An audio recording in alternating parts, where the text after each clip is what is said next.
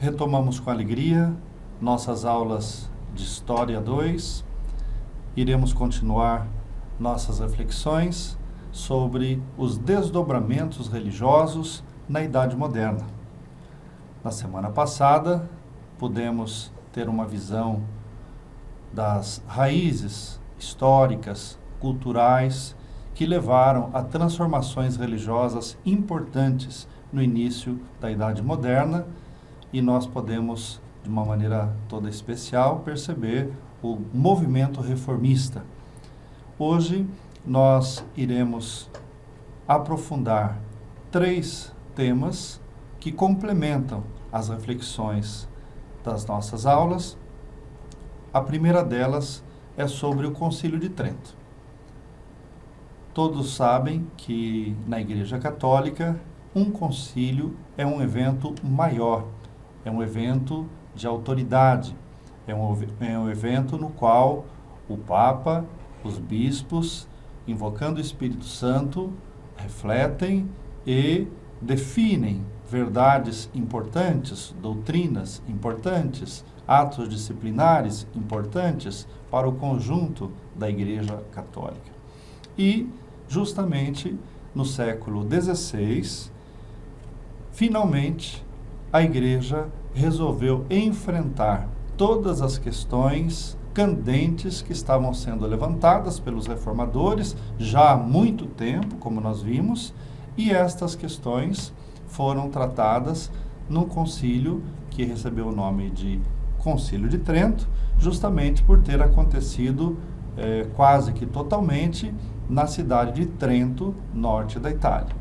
Teve uma rápida passagem pela cidade de Bolonha, mas de um modo prioritário foi Trento a sede deste concílio. Os padres conciliares se reuniram entre os anos de 1545 e 1563. Foram 3 etapas de discussões, de trabalhos, de definições. Importante notar que, nesse Concílio de Trento, toda a influência dos reformadores católicos, ela estava presente, como nós dissemos, porque boa parte dos cardeais que trabalharam na elaboração do concílio, dos esquemas a serem discutidos, receberam muita influência de pessoas notáveis da época, de um modo particular de Erasmo de Roterdã, que nós já especificamos na aula passada. E também é importante perceber que no início do concílio tivemos também a presença de luteranos, que intentavam uma síntese de ideias com os católicos, mas, infelizmente, o momento não estava propício para um diálogo desarmado entre as partes, e a posição da Igreja Católica, firmada ali em Trento e ao longo dos séculos subsequentes, foi sempre uma posição de convite ao retorno.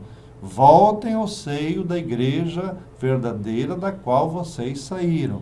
Então, este discurso do retorno, ele foi mal recebido e, na verdade, percebendo, que não havia realmente a possibilidade de um diálogo de igual para igual, os luteranos logo se afastaram do concílio e ele continuou somente com os padres conciliares católicos.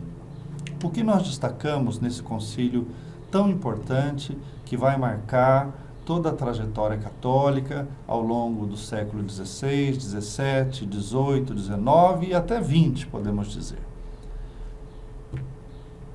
Vamos lembrar que foi, de um modo particular, um concílio com acento doutrinal e disciplinar. Por quê? Todos os concílios não são doutrinais e disciplinar? Não. Exemplo, o nosso último concílio, o Concílio Vaticano II. Ele é, de um modo todo especial, um concílio pastoral. Um concílio, como vocês já sabem, terão oportunidade de estudar também ao longo deste curso de teologia, é um concílio que buscou as vias do diálogo com este mundo em transformações contínuas e rápidas.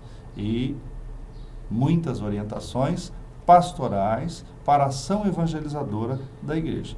Então, no caso de Trento, nesse clima de muitas discussões e de muitas tensões, né, disputas doutrinais, sentiu-se a necessidade de se firmar a autoridade do Papa, a autoridade da Igreja Católica e definir doutrinas e também práticas disciplinares.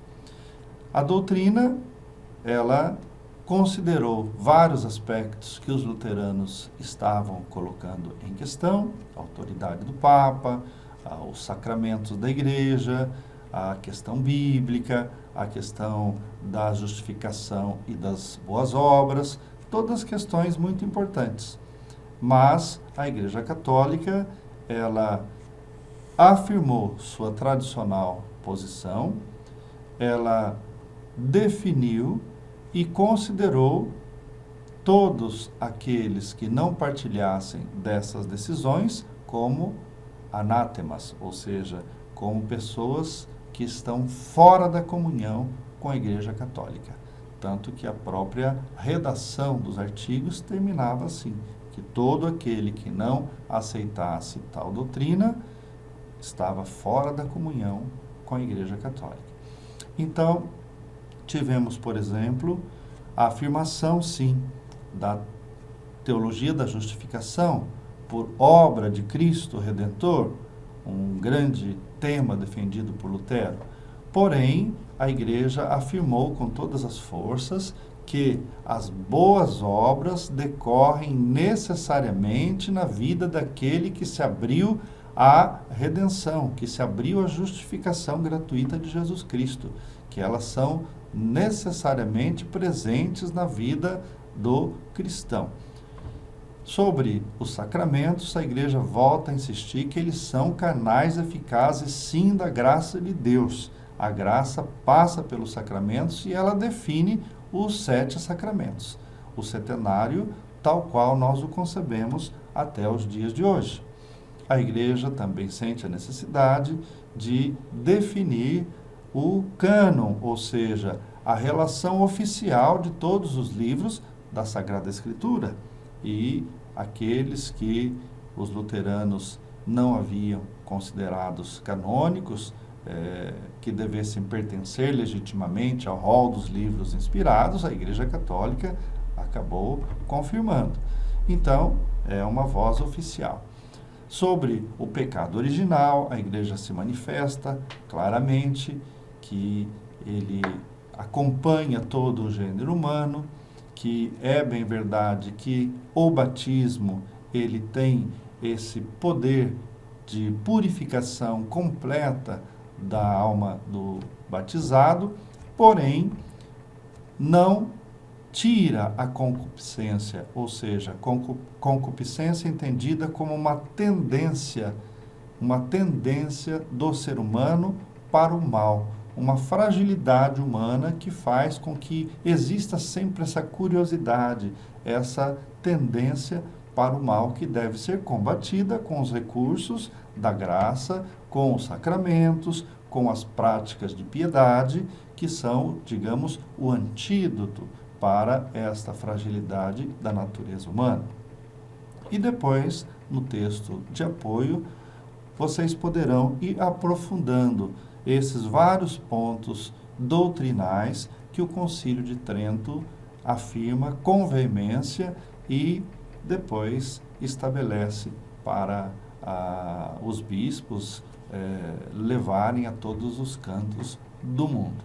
Sabemos que esse foi um processo lento, né? Algumas dioceses se destacaram muito nesse trabalho de implantação da doutrina do Concílio de Trento, outras demoraram um pouco mais de tempo, e em outros lugares, somente muito mais tarde é que essas orientações, essas definições foram implantadas. Um exemplo claro, próximo de nós, É o próprio Brasil. O Brasil, colônia do Reino de Portugal, estava sob o regime de padroado régio, ou seja, a evangelização acontecia aqui segundo a orientação da corte portuguesa.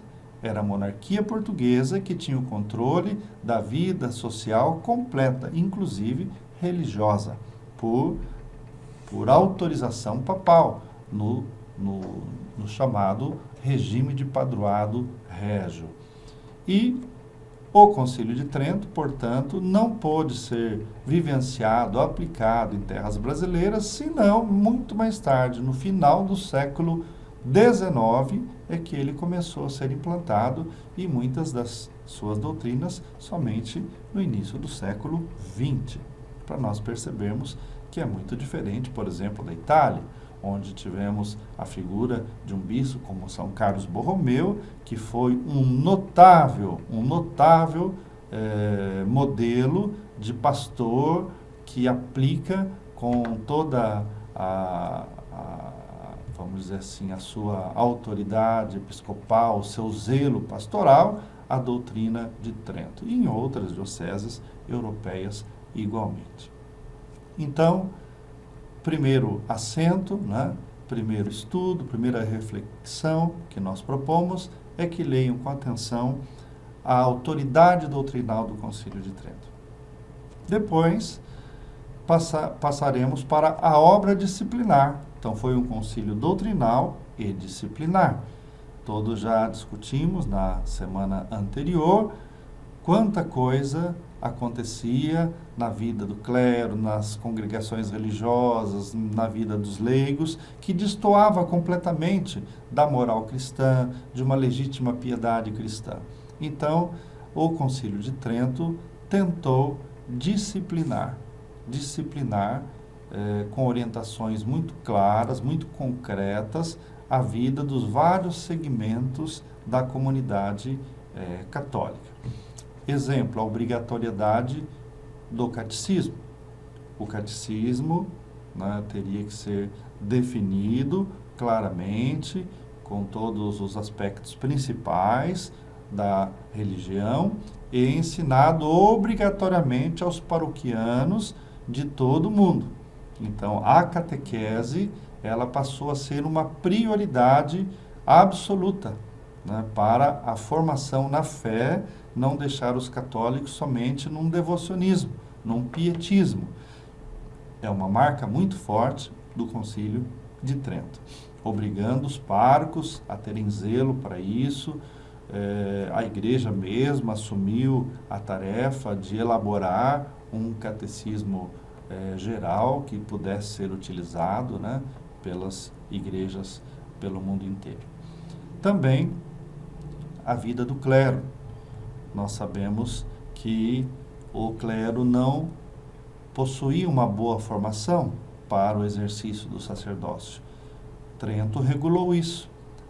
Deveriam ser criados seminários desde a tenra idade, né, dos adolescentes, os chamados seminários menores, até a formação dos adultos que se aproximam já das ordens sacras. Então, um zelo muito grande, estabelecer casas de formação, os seminários, que pudessem oferecer uma formação humana, religiosa, teológica, sólida, para aqueles que iriam exercer o ministério sacerdotal. Então, a obrigatoriedade da implantação dos seminários em toda a Igreja Católica.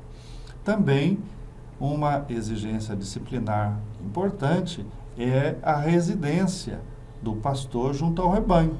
Os párocos nas suas comunidades paroquiais, os bispos na sua diocese, eliminando uma prática corrente até então de nomeações por motivos outros que pastorais, e muitas vezes tínhamos um pároco que não residia na paróquia, um bispo que morava fora da sua diocese, delegando a outros o cuidado pastoral da diocese. Então, essa prática que trazia muitos malefícios, né, para a vida cristã, ela foi disciplinada no Concílio de Trento, com essa obrigatoriedade.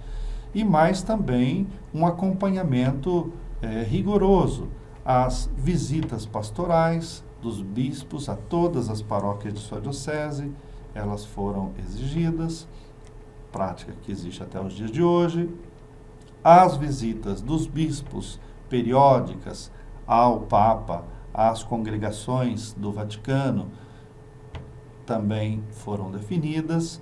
O papel dos núncios apostólicos nas várias nações, no sentido de implantação dessas novas orientações da Igreja. Enfim, muitas decisões importantes que fizeram com que muitos aspectos fossem reformados na prática de padres, religiosos, bispos da nossa Igreja. Então, é importante que nós leiamos e percebamos esta outra vertente importantíssima do Concílio de Trento. Também achamos por bem colocar no texto de apoio uma relação de documentos sobre o Concílio de Trento, mostrando que um evento de tal envergadura, ele é até tema de pesquisa para historiadores da Igreja, para pessoas que se interessam em conhecer mais profundamente a evolução da nossa doutrina católica. Então, tivemos obras com um valor científico, é claro, diferenciado, mas muitas obras que começaram a ser publicadas séculos atrás, e até o século XX nós ainda temos publicações de fontes conciliares. Que são fontes? Fontes são aqueles documentos que os próprios atores do concílio produziam. Por exemplo, cartas de padres conciliares, atas das sessões do concílio. Então, isso foi com o tempo sendo publicado, consistindo um material importante de pesquisa. E depois, comentadores especializados que, em posse destes documentos, começam a analisar e a mostrar as linhas mestras do concílio, seus pontos altos, lacunas, e isso nós também temos à disposição com pessoas capacitadas. Então, poderão dar uma olhada e perceber a evolução das publicações relativas ao Concílio de Trento ao longo dos últimos séculos. Então, um primeiro ponto importante dessa nossa semana de estudos. Um segundo ponto que nós realçamos é o calvinismo. Não foi somente o luteranismo que se desenvolveu nesse processo reformista fora da Igreja Católica. João Calvino, um francês, católico de origem, seu pai trabalhava até diretamente na estrutura da Igreja, e ele recebeu auxílio financeiro, uma bolsa de estudo, poderíamos dizer, da própria Igreja para continuar a sua vida acadêmica, mas foi bastante influenciado por ideias reformistas e por ideias protestantes. Sabíamos já da existência de ideias reformistas no seio mesmo do catolicismo, que não se transformaram em posições cismáticas, ou seja, de rompimento com a Igreja Católica. Mas Calvino, além dessas posições de reformadores católicos, também teve bastante contato com posições de reformadores protestantes. E ele mesmo sentiu-se muito inclinado a estas ideias.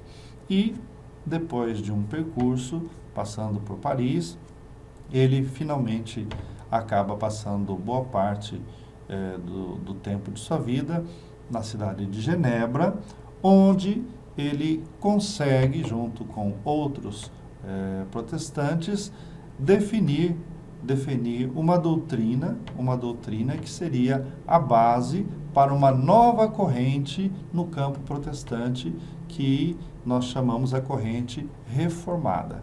Então, os reformados se baseiam nas obras de Calvino.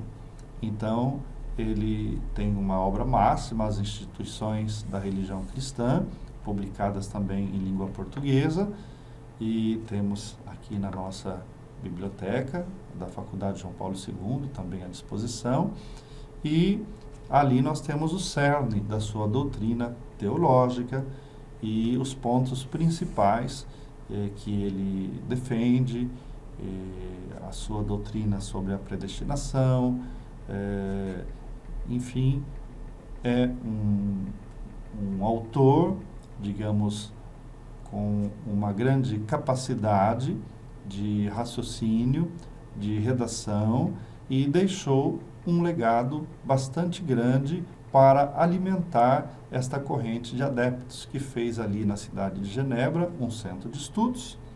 Este centro de estudos foi a gênese da Universidade de Genebra, famosa até os dias de hoje, e tiveram uma influência, inclusive, no governo da cidade.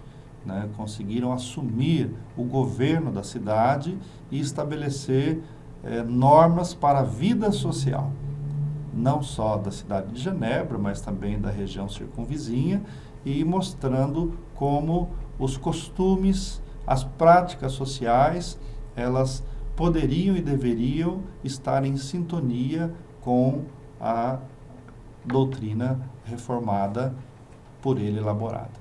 Então, ele pôde dedicar-se a vários escritos bíblicos e publicados, também eles, muitos em português.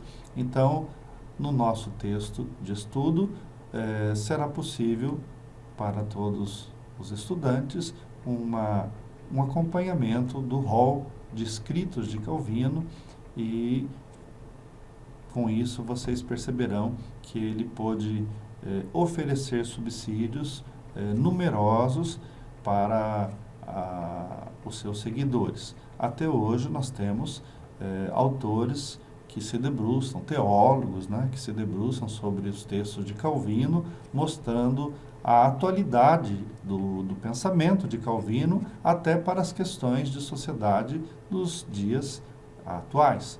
Então, temos também uma relação de todos esses escritos publicados por Calvino. Também será interessante, como nós já havíamos apresentado de Lutero, uma cronologia da vida de Calvino. Ajuda a acompanhar o arco da sua vida, desde a sua origem católica, depois a sua vida acadêmica, depois uma certa perseguição, ao seu deslocamento para cidades onde havia uma aceitação maior dos reformadores não católicos, até o auge da sua contribuição como reformador em Genebra. Também da sua vida pessoal será possível conhecer alguns aspectos, né, através do estudo dessa cronologia. O calvinismo, ele teve o seu desenvolvimento grande aí na Suíça, mas depois se alastrou por várias partes da França.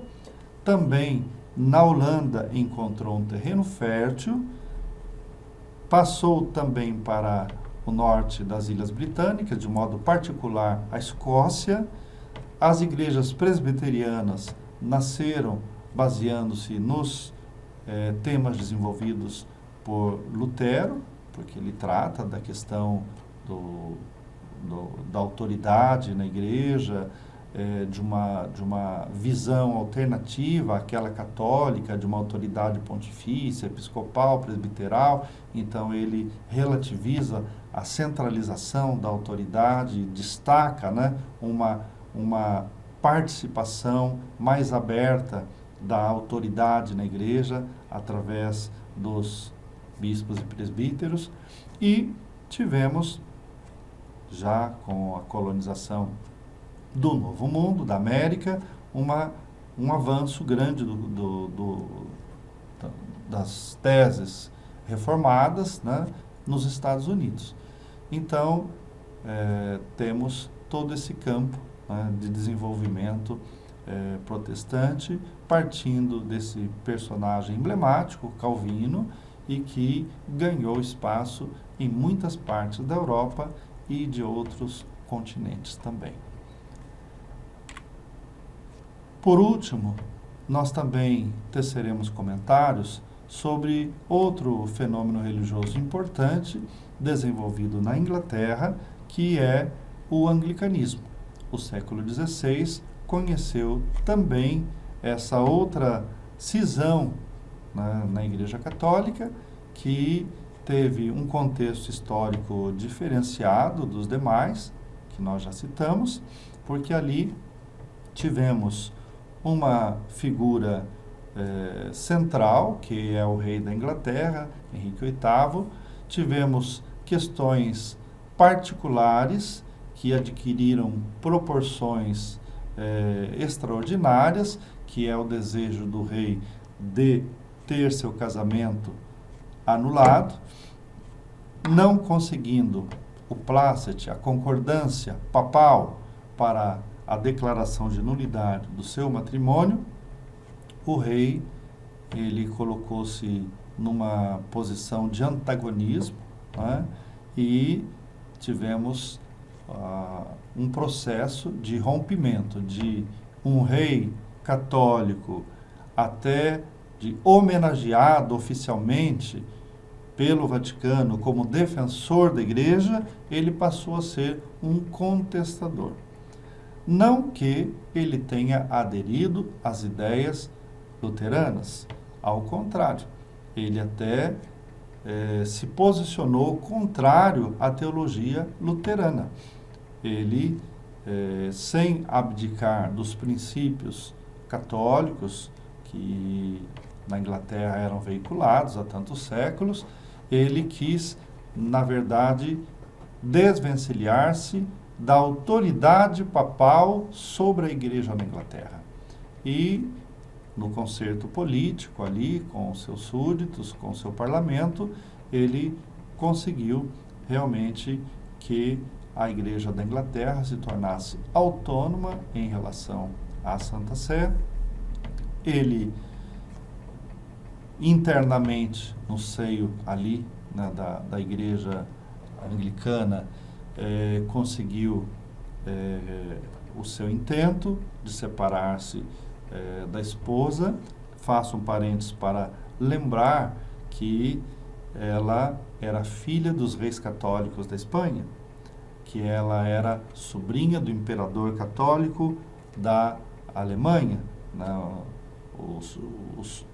O supremo, vamos dizer assim, monarca dos principados alemães. Então, o imperador Carlos V, que era um grande defensor dos interesses da Igreja em todo o Império Germânico, em toda essa parte norte da Europa.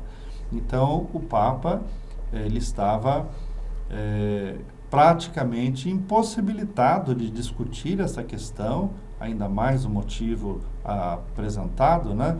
Porque não tinha um filho do sexo masculino para ser o sucessor. Então, um motivo absolutamente, né, secundário do ponto de vista canônico.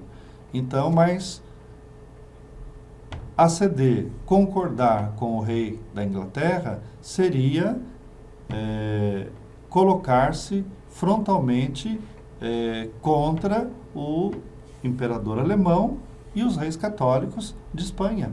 Então, era uma posição política muito delicada para o Papa. E a decisão dele foi claramente de negar esta declaração de nulidade, e toda a situação do rompimento se desencadeou. Então, o rei Henrique VIII, embora tenha sido aquele que propiciou o desligamento da Igreja inglesa do seio da catolicidade, não foi aquele que mais solidificou essa nova confissão religiosa.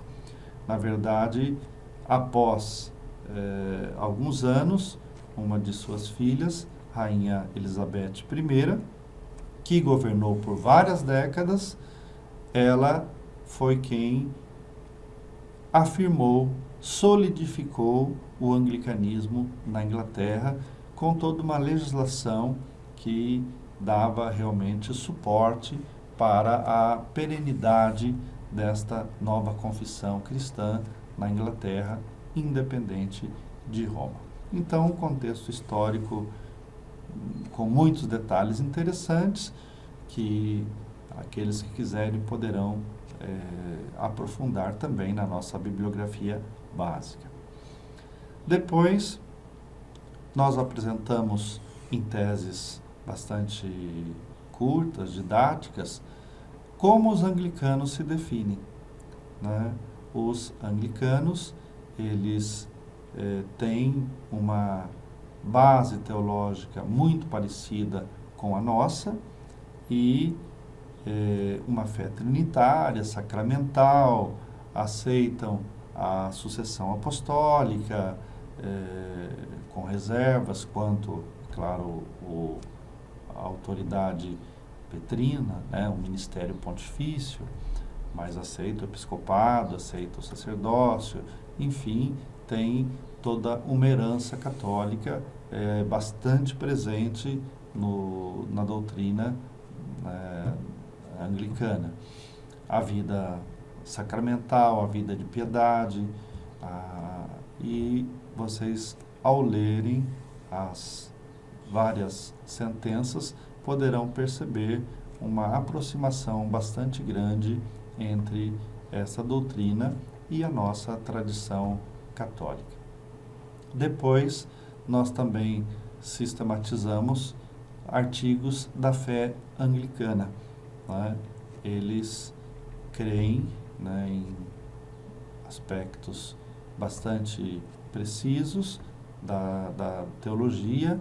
Tudo aquilo que os primeiros concílios da igreja definiram é também patrimônio de fé dos anglicanos.